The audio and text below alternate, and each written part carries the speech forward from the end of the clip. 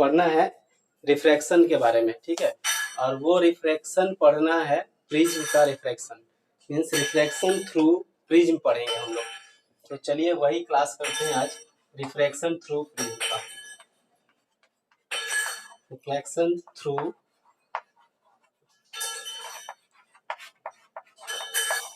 Prism मतलब अगर एक प्रिज्म है, सबसे पहले तो समझते हैं प्रिज्म क्या होगा। प्रिज्म एक ट्रांसपेरेंट ग्लास का बना हुआ मटेरियल है, जो कि कुछ इस तरह का जिसका कि शेप होता है। इसको हम कह सकते हैं, इसका जो शेप होता है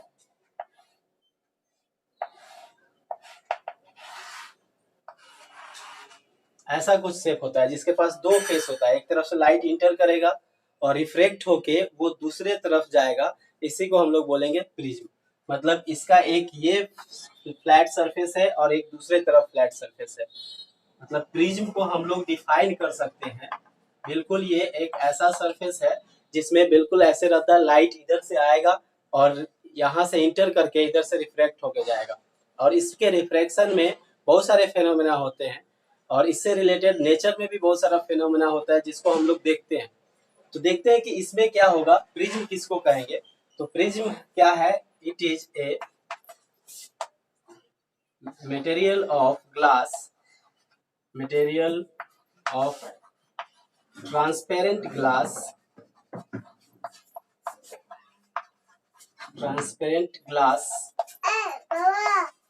transparent glass which has minimum 2 flat surfaces, जिसके पास कम से कम 2 फ्लैट सरफेस होना चाहिए। which have minimum 2 flat surfaces। Flat surface ये है जहां से इंटर करेगा लाइट।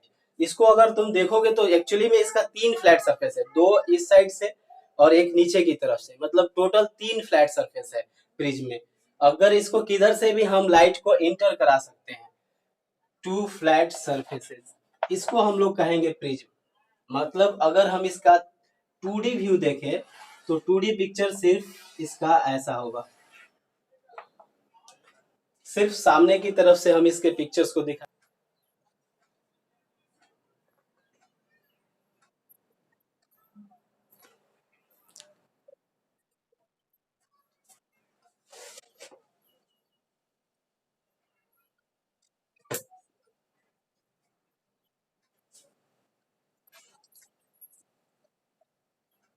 चलिए नेक्स्ट जो है हमारा, इस प्रिज्म के बारे में हम लोग देखते हैं कि रिफ्रैक्शन जो होगा, तो इसमें ये जो हम लोग एंगल देख रहे हैं, एंगल ऑफ इंसिडेंस, और ये जो यहाँ से इमर्ज किया है, जो एंगल ऑफ इमर्जेंट होगा, वो यहाँ से जो रेज यहाँ से इमर्ज कर रहा है और नॉर्मल के बीच का जो एंगल होगा, इसी को बोलेंगे एंगल ई, मतलब एंगल ऑफ इमर्जेंस। इसको बोला जाएगा एंगल ऑफ इमर्जेंस,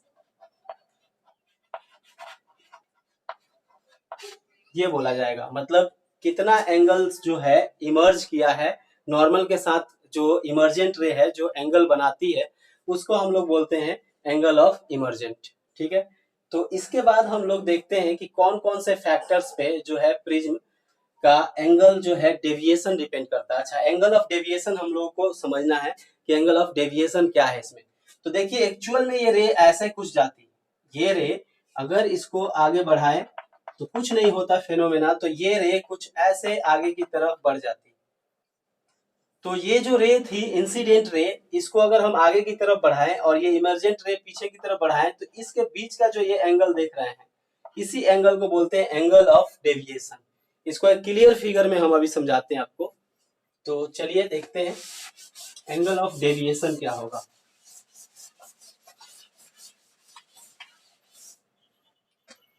तो देखिए एक फिगर में हम लोग समझते हैं एंगल ऑफ डेविएशन के बारे में। जैसे ही ये रे ऐसे जा रहे हैं, तो आफ्टर रिफ्रैक्शन ये अभी बताएं कि ये बेस की तरफ मुड़ जाएगा। अगर ये रेज में कुछ नहीं हुआ रहता तो ये रे कुछ ऐसे चला गया रहता। तो इस तरह के रे को हम लोग बोलेंगे कि ये जो रे है इंसिडेंट रे, इसको हम आगे की तरफ अगर बढ़ाएंगे और ये इमर्जेंट रे को पीछे की तरफ बढ़ाएंगे तो ये जो एंगल है इसी को बोलते हैं एंगल ऑफ डेविएशन। इसको डेल से लिखते हैं, ये साइन है डेल का, इसको हम लोग डेल बोलते हैं इस साइन को, और इसको बोलेंगे angle of deviation. Angle of deviation मतलब मुड़ने का कितना एंगल है, कितने एंगल के साथ जो है ये मुड़ा है, मीन्स पीरा ये ऐसे जाता लेकिन इतना मुड़ा है। अब ये कितना मुड़ेगा ये किन किन फैक्टर्स पे डिपेंड करता है उसके बारे में हम लोग पढ़ेंगे। तो एंगल ऑफ डेविएशन क्या हो जाएगा, लिख लेते हैं। The incident ray, incident ray, अब इसको फॉरवर्ड ट्रेस कर लिए, ट्रेस फॉरवर्ड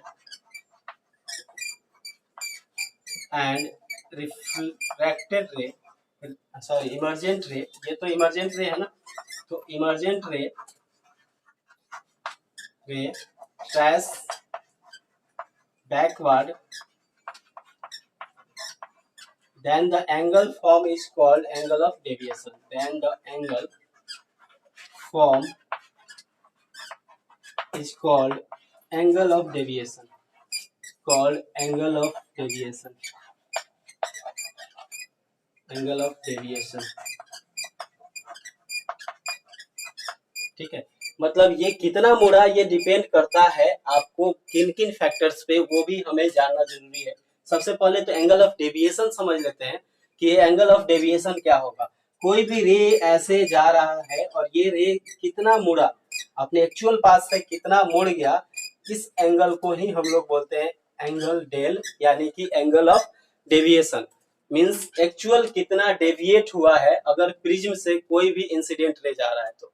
अब प्रिज्म को अगर हम रखेंगे और कोई लाइट पास करेंगे तो वो बेस की तरफ ही मुड़ेगा, और कितना मुड़ा ये होता है एंगल ऑफ डेविएशन अपने एक्चुअल पाथ से।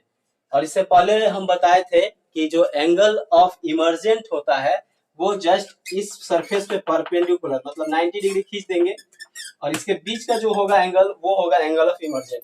लेकिन अभी हमें यहाँ पे सिर्फ एंगल ऑफ डेविएशन के बारे में पढ़ना है कि एंगल ऑफ डेविएशन किन फैक्टर्स पे डिपेंड करता है। तो चलिए इसको लिखिए और इसके बाद हम लोग पढ़ते हैं कि factors on which angle of deviation depends. इसको लिख लीजिए।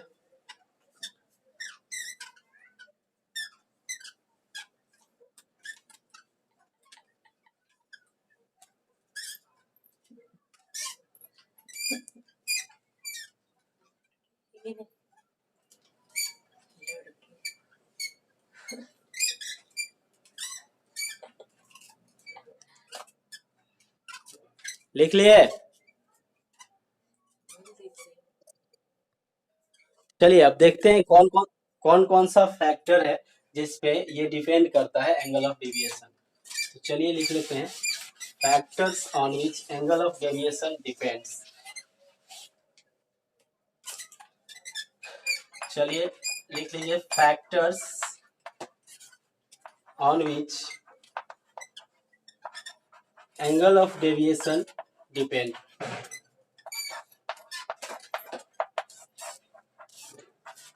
एंगल ऑफ डेविएशन डिपेंड्स,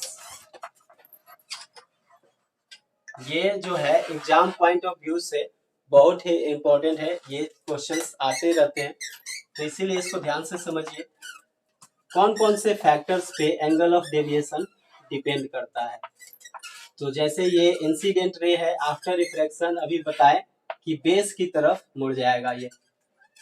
जो अब हम इसको आगे की तरफ बढ़ाएंगे, आगे की तरफ बढ़ाएंगे और इन दोनों के बीच का जो एंगल होगा वही एंगल होगा एंगल ऑफ डेविएशन। ठीक है, तो एंगल ऑफ डेविएशन किन किन चीजों पे डिपेंड करता है उसको हम लोग समझते हैं। सबसे पहला है रिफ्रैक्टिव इंडेक्स पे डिपेंड करता है। रिफ्रैक्टिव इंडेक्स पे डिपेंड करता है एंगल ऑफ डेविएशन। अच्छा, रिफ्रैक्टिव इंडेक्स को हम लोग रिप्रेजेंट करते हैं म्यू से। ये साइन है म्यू का, म्यू से हम लोग डिनोट करते हैं रिफ्रैक्टिव इंडेक्स को। तो जो रिफ्रैक्टिव इंडेक्स का मतलब है कि जो ये मीडियम है ये कितना डेंस है, कितना घना मीडियम है, जो ये मीडियम के अंदर लाइट इंटर कर रहा है ये कितना डेंसर है। जितना डेंसर मीडियम रहेगा उतना रिफ्रैक्टिव इंडेक्स ज्यादा। और रिफ्रैक्टिव इंडेक्स अगर ज्यादा रहेगा तो एंगल ऑफ डेविएशन ज्यादा रहेगा, ज्यादा से ज्यादा इसको मोड़ेगा। मतलब इसका अगर रिफ्रैक्टिव इंडेक्स ज्यादा है, मतलब जो मीडियम है उसके अंदर जो पार्टिकल्स है वो काफी घना है, एक दूसरे से डेंस है, तो रेज जाने के बाद बिल्कुल बहुत ही ज्यादा डेविएशन होगा और एंगल ऑफ डेविएशन ज्यादा होगा। तो इसको लिख लेते हैं, more more the refractive index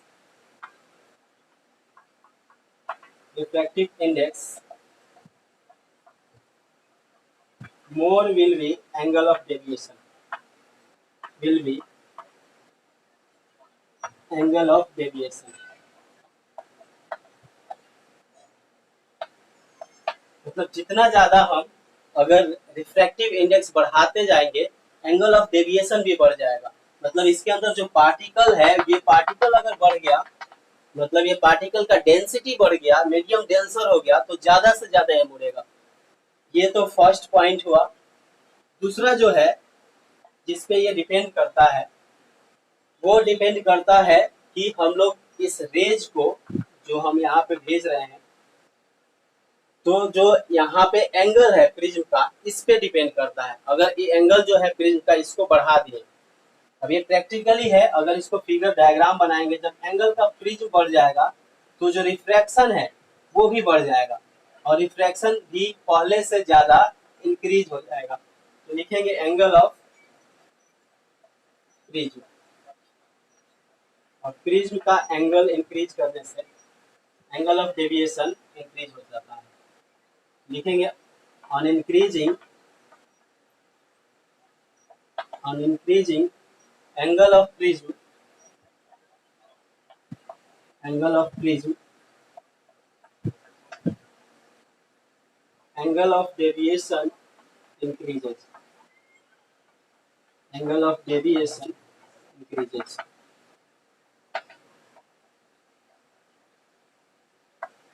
ठीक है, ये दूसरा पॉइंट था। तीसरा पॉइंट है, लाइट के पास एक वेवलेंथ होता है जिस स्पीड से वो ट्रेवल करता है। ये लाइट क्या करता है, वेव फॉर्म में ट्रेवल करता है।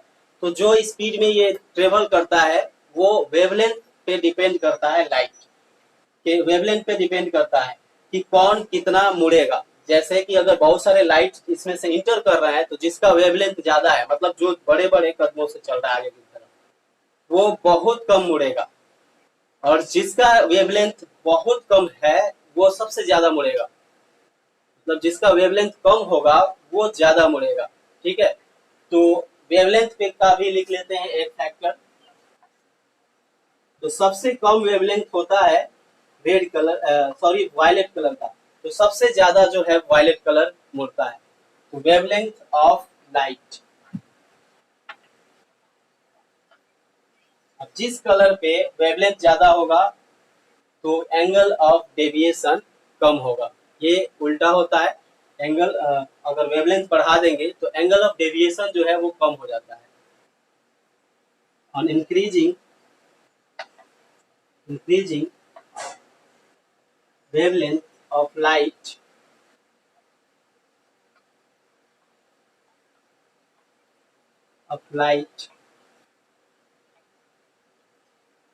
एंगल ऑफ डेविएशन, इसको डेल से लिखेंगे, डिक्रीजेस। ठीक है, तो सबसे ज्यादा जो एंगल ऑफ डेविएशन होता है वो होता है आपको वायलेट कलर का, क्योंकि इसका सबसे कम है वेवलेंथ। ठीक है, तो इस तरह से एक पैटर्न बनता है जिसके बारे में हम लोग पढ़ेंगे। ये ये जो है डिक्रीजिंग वेवलेंथ को शो कर रहा है। मतलब सबसे ज्यादा वेवलेंथ रेड कलर का, फिर ऑरेंज, फिर येलो, फिर ग्रीन, फिर ब्लू, फिर इंडिगो, और सबसे कम वायलेट का। तो इसमें सबसे ज्यादा जो डेविएशन होगा वो वायलेट का होगा, उससे कम इंडिगो का, और सबसे कम रेड कलर का डेविएशन होगा। मतलब इसमें से सारे लाइट पास कर रहे हैं तो सबसे कम रेड कलर जो है अपने रास्ते से मुड़ेगा, और सबसे ज्यादा जो है वो वायलेट कलर अपने रास्ते से मुड़ जाएगा। आ रही बात समझ में? बोलिए। तो सबसे ज्यादा जो डेविएशन होगा वो किसका होगा, वो होगा वायलेट कलर का, जिसका वेवलेंथ कम है। चलिए इसको लिख लीजिए।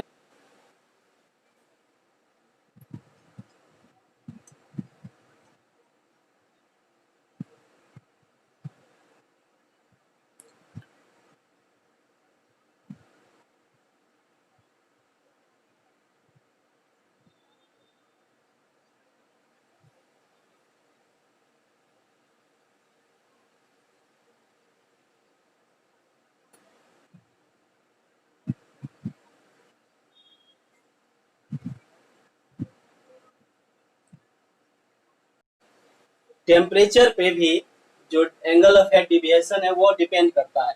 कैसे डिपेंड करता है इसको भी हम लोग देख लेते हैं।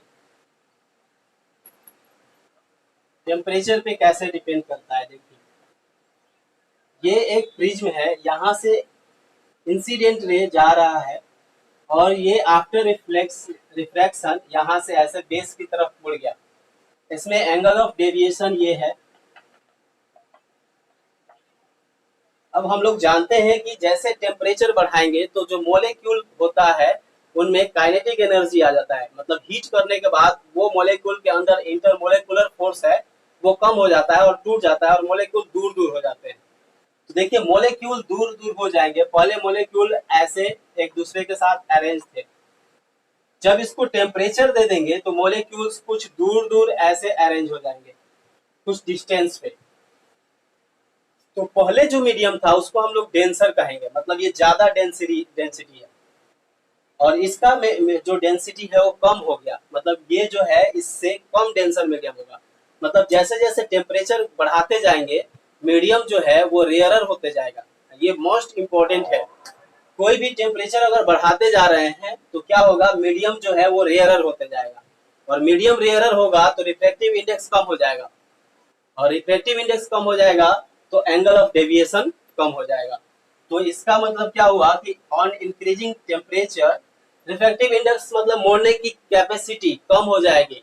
जैसे ही मीडियम रेयरर हो जाएगा, घना हो जाएगा, तो मोलेक्यूल से टकराने की कैपेसिटी कम हो जाएगी, तो रिफ्रैक्टिव इंडेक्स भी कम हो गया, मोड़ने की कैपेसिटी कम हो जाएगी। तो हम लिख सकते हैं ऑन इंक्रीजिंग टेम्परेचर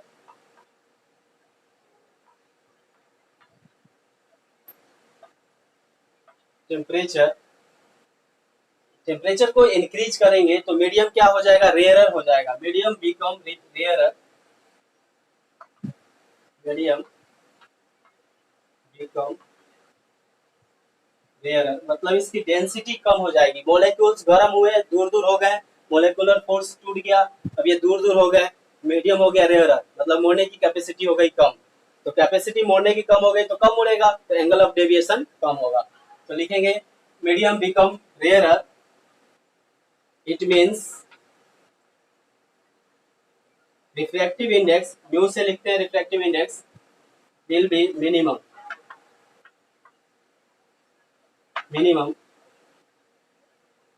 रिजल्टिंग।